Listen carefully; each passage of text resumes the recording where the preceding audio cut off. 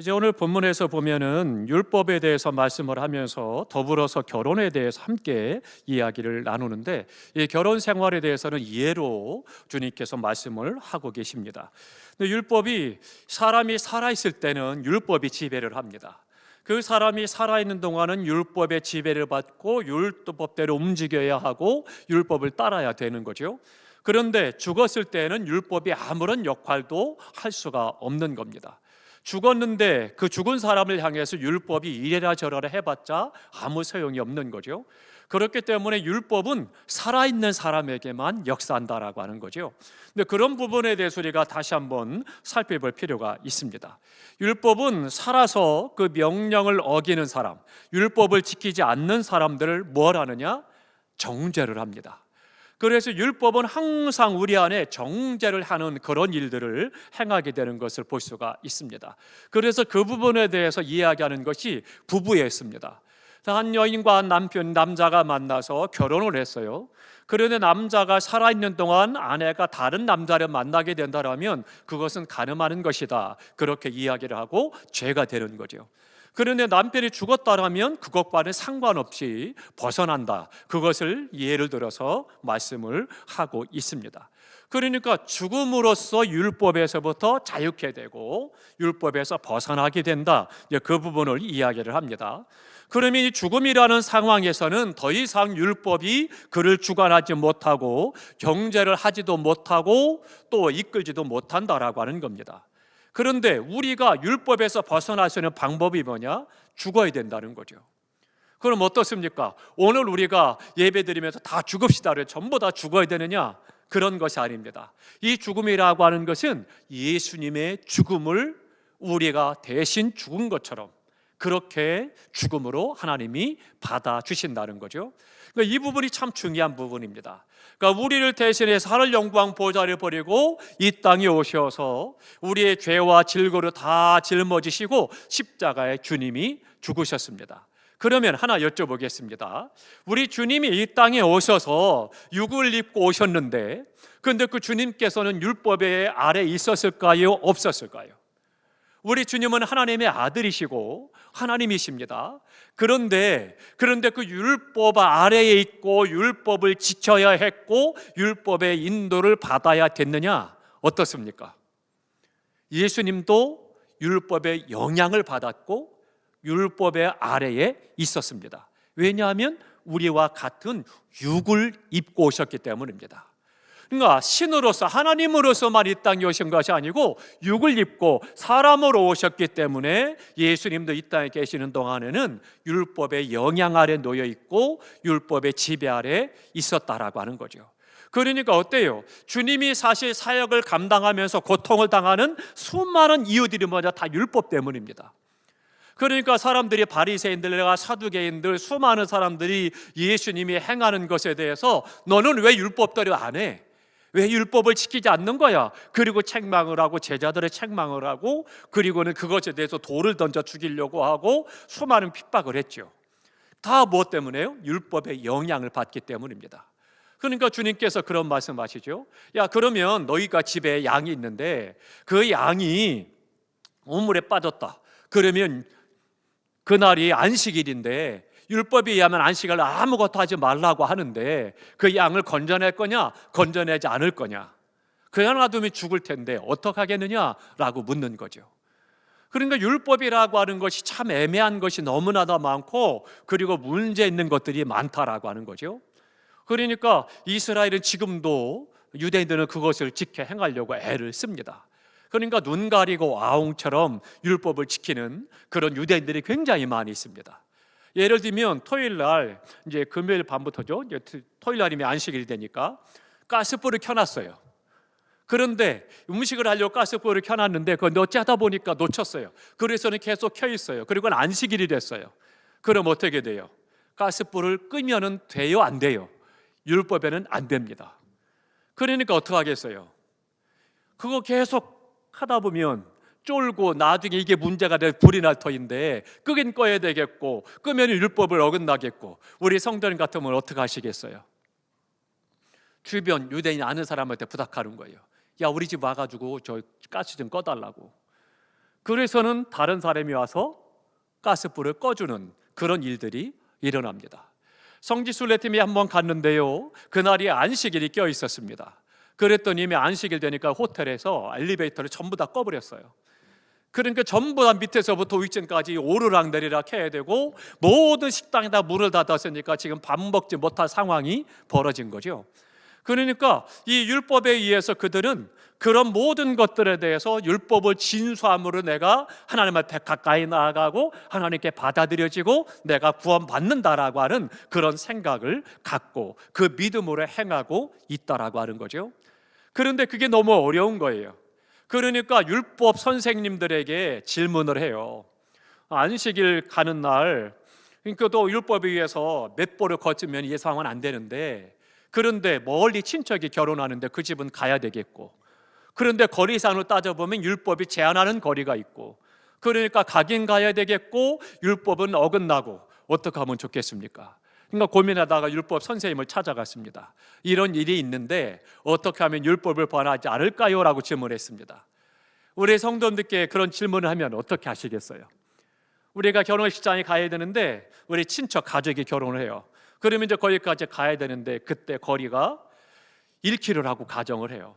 근데 율법에서는 100m만 가도록 되어 규정을 하고 있어요. 100m 이상 가면 안 된다. 그것은 율법을 범하는 거다. 그렇게 규정을 했어요. 어떻게 하겠습니까? 갈 수도 없고 안 갈 수도 없고. 그래서 율법 선생에게 물으니까 선생이 이야기합니다. 걱정하지 말라고. 100m 가서 쉬고 다시 100m 가서 쉬고 다시 100m 가서 쉬고 그래서 가면 돼. 그런 율법을 범하지 않는 거야. 이게 뭐 말이에요, 뭐예요 이게? 말도 안 되는 이야기죠.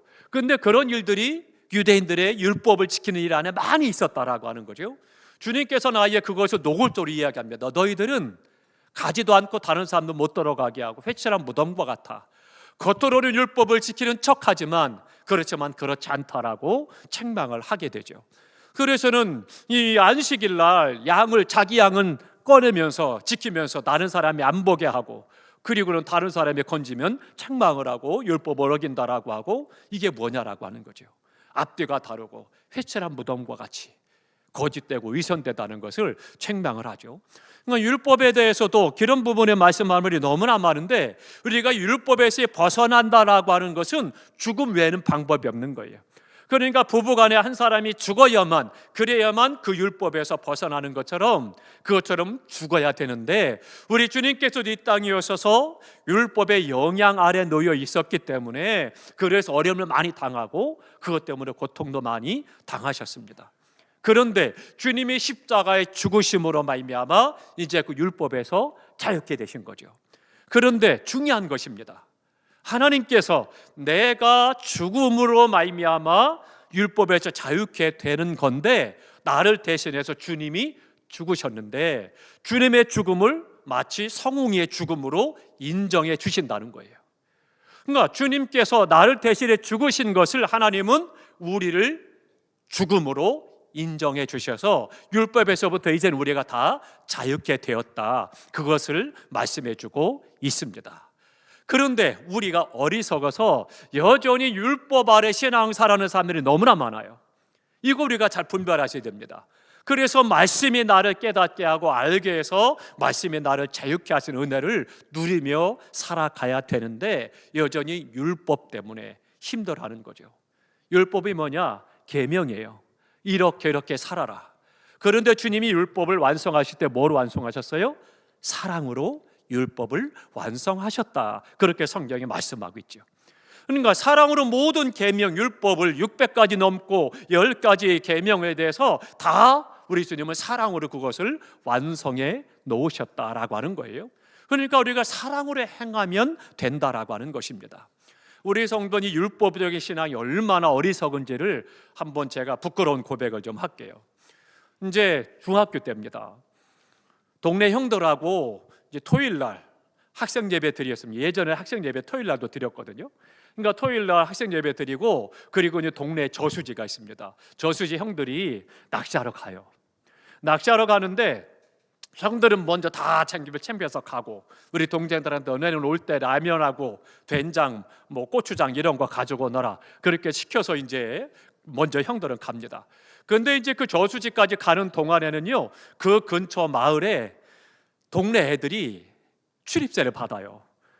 밤에 이렇게 지키고 있다가 그러다가 동네 오는 사람들한테 길을 가로막고 그 통행세를 내라는 거예요. 그러니까 이게 참 어려운 일이죠. 그런데 이제 형들은 이제 먼저 갔어요. 형들은 먼저 가고, 그리고 저희 동생들이 이제 저희들이 이제 맡은 바 사명 있잖아요. 라면을 가져가야 되고 고추장을 가져가야 되고, 그러니까 다 준비를 해서 이제 뒤늦게 출발하고 갔어요. 아니나 다를까 이제 그 동네 가까이 가니까 동네들이 나와가지고 못 간다는 거예요. 통행세를 내라는 거예요. 그래서는 옥신각신하다가 그러다가 저희가 막 소리 지르고 막 하니까 그 형들이 저수지에서 도끼 들고 왔어요. 그 도끼를 왜 들었냐면 나무를 패가지고 밤새 떼려고 손도끼를 갖고 가거든요. 그러니까 도끼 들고 막 후레쉬 비춰가면서 오니까 이제 동네들이 도망가서 이제 갔어요. 가서 낚시를 합니다. 한 마리도 안 잡히대요. 정말 어쩜 그렇게 한 마리도 안 잡히는지요. 한 마리도 안 잡혔는데, 근데 이제 새벽이잖아요. 주일날 아침이 됐습니다. 빨리 예배드리러 이제 가서 씻고 준비하고 교회 예배드리러 가야 될 거 아니에요. 그런데 놀라운 것은 새벽 되니까 날이 밝기 시작하니까 넣으면 고기가 나오는 거예요. 손맛이 짜릿짜릿합니다. 대단합니다. 넣기만 하면 나오는 거예요. 그런데 그 재미에 들려가지고 시간을 놓친 거예요. 시간을 놓쳐가지고 하다 보니까 안 되겠다 그래가지고 빨리 교회 가다 늦는다 그러고서 이제 막 챙겨가지고 그래서 와보니까 학생 예배 다 끝난 거예요. 9시 학생 예배가 끝났죠. 그러니 어떻게 돼요? 11시 이제 어른 예배라도 참석해야 되겠다. 그러고 이제 시간 여유가 있으니까 어때요? 밤새 그러고 있었으니 얼마나 졸리겠습니까? 그러니까 이제 조금 잠 좀 자고 일어나서 예배 드려야 되겠다. 그럼 자는데 누가 깨우더라고요. 보니까 아버님이 깨우시대요. 너 뭐하니? 왜요? 또 보니까 오후인 거예요. 그러니까 예배를 못 드린 거잖아요. 이 마음이요, 예배를 못 드리니까 죽을 줄 알았어요. 하늘에서 금방 벼락이라도 때려가지고 그래가지고는 무슨 난리가 날 줄 알았어요. 그런데 무슨 난리가 났을까요? 안 났을까요? 안 났습니다. 그런데 그날 오후부터 밤까지요 계속 얼마나 걱정이 되고 염려가 되고 무슨 일이 벌어질까, 아버님한테 어떻게 혼날까, 또 뭐 여러 가지 번개는 치지 않을까, 땅이 꺼질까 해가지고요 정말 그 시간이 지옥이었습니다. 그런데 아무 일도 안 일어나니까 의심이 생기는 거예요. 이게 뭐지? 주일날 예배 안 드려도 괜찮은데? 심각해지더라고요. 우리의 삶 속에서 얼마나 어리석습니까? 그러니까 우리가 율법을 따라 신앙사라는 그것이 우리의 삶의 올무가 되고 그것을 이렇게 계속 정죄한다는 거예요. 그런데 주님이 십자가에 나를 대신해 죽으셔서 우리가 율법에 죽고 우리 주님의 사랑으로 완성하셨기 때문에 우리 또한 이제는 자유한 거예요. 이제 송 목사가 주일 예배 안 드려도 된다고 했어. 절대 아닙니다. 절대 나가서 그러시면 안 됩니다. 예배 잘 들으셔야 됩니다. 근데 그 부분에 대해서 우리가 다시 한번 깨달아 알도록 오늘 본문에서 말씀을 해주고 있다라고 하는 거죠. 우리 믿는 성도들은 주님을 믿는 믿음 안에서 율법에서부터 자유케 되었다. 율법에 대해서 죽었다라고 하는 거예요. 그것을 우리에게 말씀해주고 있는 것입니다. 그러니까 하나님께서는 내가 죽진 않았지만 예수님이 대신 죽은 것을 나아가 죽은 것처럼 그렇게 인정을 해주시고 받아주셨다라고 하는 겁니다. 그렇기 때문에 우리가 율법에 대해서 죽으셨고 또 대신 담당하셨기 때문에 우리가 자유함을 얻게 됐습니다. 그러면 주님이 나를 대신해 죽었는데 이 죽음이라고 하는 것이 어떤 것이냐? 저주를 받으셨다는 거예요. 내가 받아야 될 저주를 주님이 대신 받으셨다는 거예요. 그래서 율법에 대해서 죽으시고 또 주님이 피로 말미암아 십자가에 피 흘려 죽으심으로 내가 흘려야 될 피를 주님이 대신 흘리신 것이고 주님의 몸으로 또한 죽으신 거죠. 육체를 죽이심으로 말미암아 우리를 대신해서 죽으셨고요, 십자가에 죽으셨고, 이 모든 것들에 다 성경이 말씀하고 있는 거예요. 그러니까 주님이 죽으심이 그냥 우리는 하도 듣다 보니까 그냥 주님이 나를 위해 십자가에 죽으셨어요? 그렇지 않습니다. 심각한 거예요. 놀라운 하나님의 은혜요, 말로 닿을 수 없는 하나님의 사랑이라고 하는 거예요. 그러니까 저주를 대신 받으셨고 피를 흘려 죽으셨고 그리고 십자가의 몸으로 죽으심으로 말미암아 우리를 율법에서 자유케 하시고 우리에게 참되신 구원의 은혜를 허락해 주셨다라고 하는 거죠. 함께 보겠습니다. 베드로전서로 갑니다. 베드로전서 2장 24절입니다. 신약성경 380조 베드로전서 2장 24절, 베드로전서 2장 24절 다 함께 했습니다. 친히 나무에 달려 그 몸으로 우리 죄를 담당하셨으니 이는 우리로 죄에 대하여 죽고 의에 대하여 살게 하려 하심이라. 그가 채찍에 맞음으로 너희는 나음을 얻었나니. 아멘. 주님께서 우리의 죄를 담당하셔서 십자가에 채찍을 맞아 죽으심으로 우리가 구원을 받았다, 나음을 얻었다, 그렇게 말씀해주고 있는 거죠. 그러니까 믿는 자는 율법에 대해서 죽었습니다. 그리고 주님과 함께 다시 살아나셨다라고 하는 거죠. 그래서 주님과 내가 연합하여 마치 부부와 같이 신랑 되신 주님을 우리 신부 되신 우리가 맞아들이고 연합했다, 그렇게 말씀을 하고 있는 것입니다. 주님 앞에 나오기 전, 주님을 믿기 전까지는 우리가 율법과 결혼을 해서 율법의 지배 아래에 있었고 율법의 영향 아래 놓여 있었지만, 그러나 이제는 우리가 주님을 믿음으로 말미암아 주님과 연합하여 이제는 율법과 상관없는 자가 되었다, 자유케 되었음을 말씀해주고 있는 겁니다. 그러니까 더 이상 우리가 거기서 매일 이유가 없다라고 하는 겁니다. 이제는 어떻게 해야 돼요? 주님의 말씀을 따라 살아가야 되는 거예요. 그러니까 주님과 연합했기 때문에 이제는 율법이 아닌 주님을 따라서 우리가 생활을 하도록 말씀해 주고 있습니다. 그것이 뭐냐? 의롭고 거룩한 삶을 살아가야 된다라고 하는 것입니다. 그러니까 우리가 주님 앞에 서서 이제는 주님이 나를 대신해서 죽으셨고 사망한 것을 이렇게 또 부활하신 것처럼 우리가 율법에 대해서 죽었기 때문에 이제는 주님을 따라 거룩하고 성결한 삶을 살아가야 됨을 말씀해 주고 있습니다. 그러니까 그 안에서 어떻게 돼요? 거룩한 삶을 살아가고 이제는 성령의 열매를 주렁주렁 맺는, 성령의 열매를 맺어서 주님을 닮아가는 삶을 살아가야 된다 말씀해 주고 있습니다. 이 모든 것들을 성령이 하신다라고 말씀해 주고 있는 겁니다. 성령이 행하시면 우리가 찬양했던 것처럼 주님이 일하시면 쉬워지는 거예요. 내 힘으로 하려고 하고 내 경험으로 하려고 하고 내 지식으로 하려고 하고 내가 갖고 있는 것으로 하려고 하니까 어렵고 힘든 거고 율법이 계속 나를 힘들게 하는 거예요. 그러나 그렇지 아니하고 성령이 내 안에 충만한 가운데 성령께서 행하시면, 주님이 일하시면 쉬워지는 거예요. 그러면 그 안에 감사가 있고 기쁨이 있고 즐거움으로 헌신하고 하나님께 영광을 돌려드릴 수가 있다라고 하는 거죠. 그러니까 우리 이 밤에도 성령 충만하시기 바랍니다.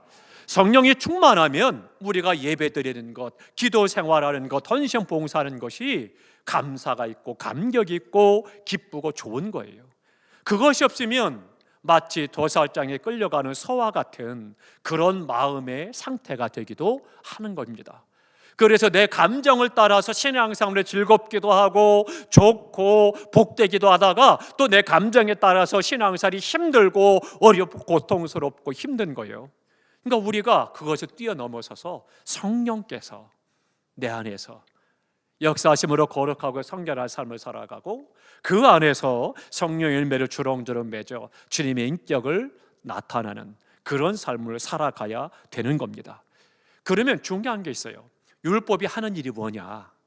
우리가 율법에서 자유롭게 됐다고 말씀을 드렸는데 율법이 하는 일을 알면 우리가 굉장한 자유를 누리게 됩니다. 첫 번째는요, 율법은 뭘 하느냐? 죄를 자꾸 지적합니다. 정죄를 해요. 우리에게 계속해서 너 이거 잘못됐어, 너 잘못됐어, 뭐 잘못됐어 시작을 해가지고 계속 우리를 정죄하는 것이 율법이 하는 일이라고 하는 거죠. 함께 보겠습니다. 오늘 본문으로 가보면 7장 7절을 보겠습니다. 7절을 보겠습니다. 오늘 본문 로마서 7장 7절 다 함께 있습니다. 그런즉 우리가 무슨 말을 하리요? 율법이 죄냐? 그럴 수 없느니라. 율법으로 말미암지 않고는 내가 죄를 알지 못하였으니 곧 율법이 탐내지 말라 하지 아니하였더라면 내가 탐심을 알지 못하였으리라. 아멘. 그러니까 우리가 이 율법이 계속 우리에게 이 죄에 대해서 드러나게 만든다라고 하는 거예요. 그러니까 우리가 그 부분에 대해서도 자유하게 됨을 알아야 됩니다. 율법은 죄를 알게 하는 거예요. 그러니까 우리가 탐내지 말아라. 그리스도의 탐심이라는 것이 알지 못했어요. 그런데 율법이 탐내지 마라. 그러니까 그때부터 탐내는 것이 뭔지를 알게 되는 거예요. 그러니까 죄가를 알게 하는 거죠. 그런 것들이 무서운 일입니다. 하나님께서는요, 이 부분에 대해서 십계명에서도 말씀했고 600개가 넘는 율법을 통해서도 계속 그 죄를 알게 하는 거예요. 그 전까지는 죄를 알지 못했던 거죠. 그러나 또 한 가지 중요한 율법의 역할이 있습니다. 그러면 죄를 알게만 하는 것이 끝나느냐? 그렇지 않습니다. 우리가 죄에서 노임을 받고 자유롭게 되었음에도 불구하고 죄의 정욕을 일으킨다는 거예요. 죄를 짓도록 우리 안에서 역사한다는 거예요. 이게 중요한 겁니다. 한번 봅니다. 8절 보겠습니다. 8절 다 함께 읽겠습니다. 그러나 죄가 저희를 기회를 타서 탐 계명으로 말미암아 내 속에서 온갖 탐심을 이루었나니 이는 율법이 없으면 죄가 죽은 것임이라. 아멘. 율법이라고 하는 것이 기회를 타서 죄로 우리에게 다가오는 거예요. 그래서 우리로 하여금 탐심을 갖게 하니까 어떻게 돼요? 죄를 지켜 만든다는 거예요. 율법이 또한 그런 일을 행한다는 거죠. 놀랍지 않습니까? 아니, 율법은 내가 자유롭게 됐는데 그런데 율법이 나를 죄짓게 만들어? 그런 얘기예요. 우리가 간혹 그런 거죠. 어린 아이 사춘기 때 어때요? 너 그거 하지 마 그러면 어때요? 계속해서 더 하려고 하죠. 딸아이가 영상을 보내왔어요. 잠깐 손자아이 그 아이 영상을 보내왔는데요, 굉장히 짧은 영상이에요. 집에 간 것 같아요. 예배드리 교회에서 이제 집에를 갔는데 엘리베이터를 탔는데요, 엘리베이터 손자 녀석이 그 손잡이 있잖아요, 거기를 자꾸 입으로 무는 거예요. 얼마나 그게 뭐 균이 많겠어요. 그러니까 엄마가 안 돼라고 하니까 또 여기 가서 물고, 안 돼 하니까 여기 가서 물고 계속 그러는 거예요. 하지 말라고 하니까 계속 그러고 있는 거예요. 한 대 때려주고 싶더라고요. 왜 내 딸을 괴롭히나 싶은 것이. 그런데 우리 똑같던 거예요. 율법이 그런 일을 한다는 거예요. 죄를 알게 하고 죄를 짓도록 유혹한다는 거예요. 그 정욕을 행하도록 역사한다는 거죠. 그러니까 율법이 우리가 단순히 우리에게서 멀어진 것이 아닙니다. 여전히 우리 안에서 역사를 행한다는 거예요. 내가 자유로워졌음에도 불구하고, 율법의 영향 아래 놓여있지 않음에도 불구하고 율법이 나를 계속해서 지배하려고 하고 나를 그렇게 미혹하는 일들을 행하게 된다라고 하는 거죠. 그러니까 죄를 짓도록 자꾸 충동질을 하는 거예요. 그것이 또한 율법이 하는 일입니다. 그러면 어떻게 돼요? 이제 내가 알았으니까 그것을 물리쳐야 되는 거죠. 그런데 우리가 그것을 물리치지 않고 그냥 마음의 감정을 따라 내 마음의 정욕을 따라서 계속 그것을 행한다면 죄가 되는 거죠. 그러니까 우리가 그 부분에 대해서 오늘 말씀으로 깨달았으니, 내가 말씀과 양심에 거리끼는 그런 부분들이 유혹에 찾아올 때, 죄의 정욕에 찾아올 때 거절하고 물리쳐야 되는 거죠. 우리가 그 안에서 율법을 자유롭게 되는 은혜를 경험하게 됩니다. 또 한 가지 중요한 게 있습니다. 율법이 하는 일에 속지 말아야 되는데 우리를 속인다는 거예요. 11절 보겠습니다. 11절 다 함께 있습니다. 죄가 기회를 타서 계명으로 말미암아 나를 속이고 그것으로 나를 죽였는지라. 아멘. 무섭지 않습니까? 이 죄가 계명으로 말미암아 나를 속인다는 거예요. 왜? 성웅이 네가 새벽기도 했고 금요일기도 했고 예배 한 번도 빠지지 않아 헌금도 많이 드렸고 다 봉사를 했으니 네가 의로워. 그렇게 해서 자꾸 다른 사람을 향해서 너는 왜 안 하는 거야? 너는 왜 못 하는 거야? 그렇게 해서 자꾸 정죄하게 만들고 내가 의로워라고 주장하게 만들고 행하는 것들도 죄라는 거예요. 계명을 가지고 우리에게 죄로 그렇게 와서 우리를 속인다는 거예요. 우리가 절대 거기에 넘어가서는 안 됩니다. 나의 의에 빠져서는 안 돼요. 내가 말씀을 따라 성령 충만한데 의롭고 거룩하고 성결하고 성령 충만한 가운데 주님을 닮아가는 성령에 맺는 삶을 살아가는 것이 당연한 거예요. 그런데 그것을 가지고 나의 의로 삼아서 다른 사람을 정죄하거나 비난하거나 욕해서는 안 된다라고 하는 거예요. 그런데 많은 기독교인들 가운데 특별히 오랫동안 신앙생활 했던 사람들이 그런 우를 범하게 되는 거예요. 왜요? 율법이 속이는 거거든요. 그래서 나로 하여금 내 속에서 스스로가 바리새인들처럼 나는 율법을 지키는데 쟤는 안 지켜요. 똑같은 거예요. 그러니까 주님도 말씀하시잖아요. 바리새인들은 요 앞자리에 앉아서 두 손을 들고 나는 율법에 11절 드리라고 그랬는데 12절 드렸고 3분을 드렸고요. 나는 저기 그 죄인처럼 이런 죄를 짓지 않았고요. 계속 자기가 의롭고 내가 이렇게 했다라고 하는 걸 이야기하고 기도한다는 거죠. 그런데 모든 사람이 죄인으로 취급하는 세리는 고개도 들지 못하고 구석에 앉아서 눈물로 하나님 앞에 회개하며 기도했다는 거죠. 누가 하나님께서 응답하시겠느냐는 겁니다. 사랑하는 성도 여러분, 오늘 우리의 신앙이 바로 그럴 때가 있다는 거죠. 우리 스스로가 그런 부분에 속지 말아야 됩니다. 율법은 계속해서 그렇게 역사하는 거죠. 우리가 예수 그리스도 안에서 이제는 죽음으로부터 벗어난 그런 것입니다. 그 의문에 묵은 것이다라고 말씀하는데 이것이 다 율법을 말하는 겁니다. 그러니까 이제는 우리가 주님과 함께 다시 살았으니 율법에서부터 자유롭게 됐으니까 또 율법이 이런 일에 행한다는 걸 우리가 알았으니까 이제는 그것을 멀리하고 끊어내고 성령의 역사하심으로 분별을 해서 이것은 사단의 역사야, 어둠의 역사야 분별을 하고 그리고 그 안에서 이제는 어떻게 돼요? 말씀으로 살아가야 돼요. 그러니까 어떻게 돼요? 말씀을 가까이 하지 않으면 방법이 없는 거예요. 말씀을 가까이 해야, 즉 말씀을 읽고 듣고 그 말씀을 자꾸 묵상을 하고 암송을 하고 해야 된다는 거죠. 그러니까 말씀을 자꾸 가까이 할 때 우리가 분별하게 되는 거고 그리고 율법 아래에서 자유롭게 은혜의 삶을 살아갈 수가 있는 것이고요. 말씀을 사랑해야 되는 겁니다. 말씀을 사랑한다는 이야기는 말씀대로 산다는 거예요. 오늘 우리의 삶 속에서 다시 한번 결단하시기 바랍니다. 하나님, 내가 말씀을 더욱더 사랑함으로 말씀을 읽는 일, 듣는 일, 또 말씀을 배우는 일, 말씀을 지켜 행하는 일에 힘쓰겠습니다. 결단하십시오. 그것 때 우리는 성령이 충만하고 그 안에서 우리 신앙이 더욱더 성숙되어져서 주님을 닮아가고 성령 열매가 주렁주렁 맺어지고 우리의 삶 속에서 참된 자유를 누리는 은혜의 삶을 살아가서 신앙생활의 무거운 짐이 아니라 기쁘고 감격 있고 감사가 넘치고 영광스러운 그런 믿음의 삶을 살아가는 겁니다. 우리 모두가 이 은혜가 있기를 주님의 이름으로 축원합니다. 기도하겠습니다.